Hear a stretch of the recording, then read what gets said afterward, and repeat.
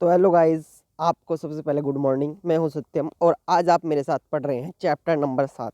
इससे पहले के जितने भी चैप्टर हैं वो आपको मेरे यूट्यूब चैनल की प्लेलिस्ट में मिल जाएंगे।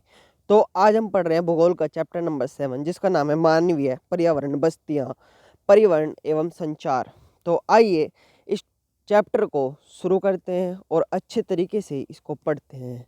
तो जिन बच्चों ने अभी तक एनसीईआरटी नोट्स नहीं बनाए हैं वो साथ साथ नोट्स भी बनाते रहे और अच्छे तरीके से इसको कवर करते रहे हैं। तो चलिए, आज अध्याय में हम पढ़ेंगे कि प्रारंभिक समय में जब मानव आए थे तो भोजन, आवास एवं वस्त्र के साथ साथ किन किन चीज़ों पर निर्भर थे। जैसा आप पढ़ते हैं कक्षा 6 के एनसीईआरटी में कि आरंभिक समय में मानव जो थे वो कुशल संग्राहक थे। तो आज आइए इस चैप्टर में ये बारीक चीज़ें देखने का प्रयास करेंगे। देखो, सबसे पहले हम खाद्य पदार्थों के बारे में समझेंगे। उसके बाद यातायात एवं संचार के बेहतर साधनों को जो उन्होंने विकास किया एवं अपने वातावरण को रहने के लिए अनुकूल बनाया, उसके बारे में डिस्कस करेंगे। तो चलिए इस क्लास को शुरू करते हैं। देखो, बस्तियाँ। प्रारंभिक समय में लोग बस्तियां बनाकर रहने लगे। बस्तियों में अगर कोई व्यक्ति रहेगा तो वो समूह बनाकर रहेगा। एग्जाम्पल, आप मान लीजिए ये 4 लोग हैं तो 4 लोगों के लिए 4 घर होंगे। 4 घर जब होंगे तो आप मानकर चलिए कि जो बस्ती यहाँ पे दिखाया गया है, बस्तियाँ तो होंगी क्योंकि अलग अलग घर में रहेंगे।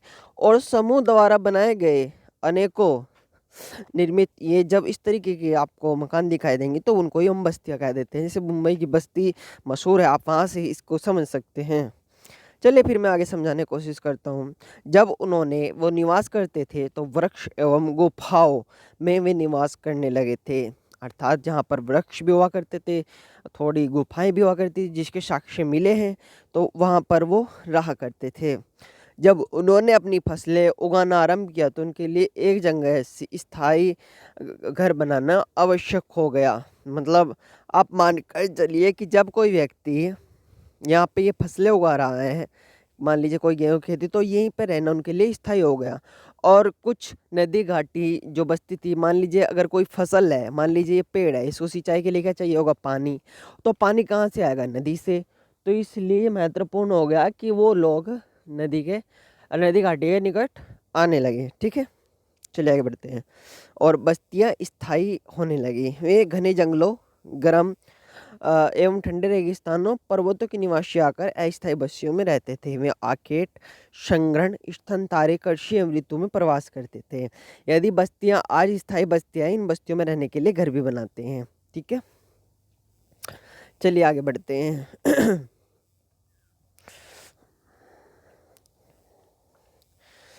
अच्छा, देखो, ऊपर आपको 2 तरह की विभिन्न चित्र आपके सामने होंगे दोस्तों। पहला चित्र और दूसरा चित्र।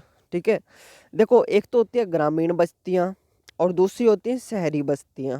देखो, ग्रामीण बस्ती वह होती है जहाँ लोग कृषि, मत्स्य पालन, मछली पालन, है ना, वानिकी, दस्तकारी, पशुपालन संबंधित कार्य करते हैं।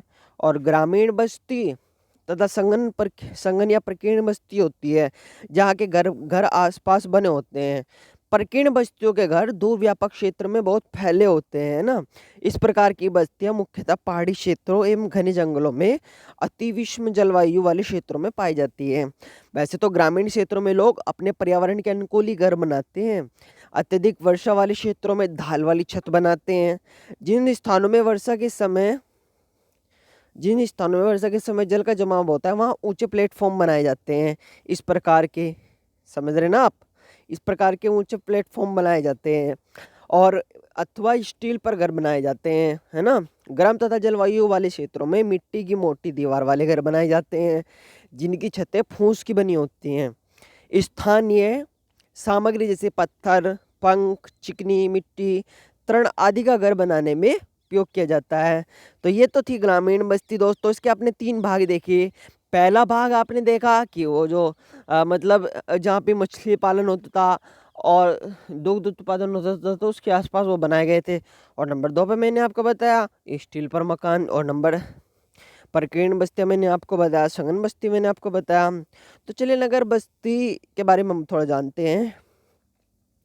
नगर बस्ती में नगर एवं छोटे एवं शहर उनसे बड़ी बस्ती होती थी हो बस्तियां होती हैं जिनमें लोग निर्माण व्यापार एवं सेवा में कार्यरत होते हैं। तो दोस्तों आपका टॉपिक है अब परिवहन, क्योंकि उस समय से माना जाता है कि परिवहन का भी महत्वपूर्ण योगदान था। तो आइए समझते हैं परिवहन का क्या महत्वपूर्ण योगदान था।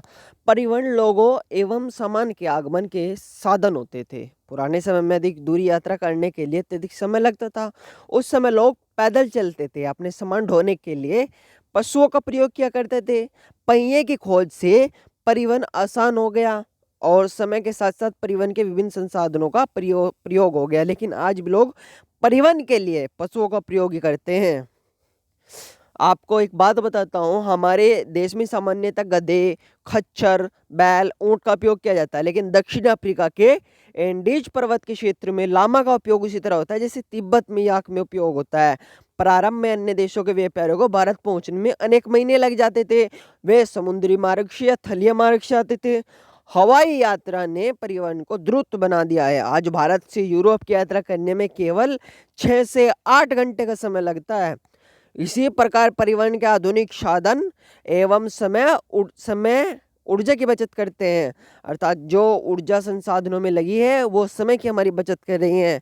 इसलिए संचार का जो एक तरीके से यात्रा करने का संसाधन के स्वरूप है वो बड़ा आसान हो गया है। चलिए, परिवहन अगर हम बात कर रहे हैं तो परिवहन के 4 प्रमुख साधन है, जैसे सड़क हो गई, रेल मार्ग हो गया, जल मार्ग हो गया, वायु मार्ग हो गया।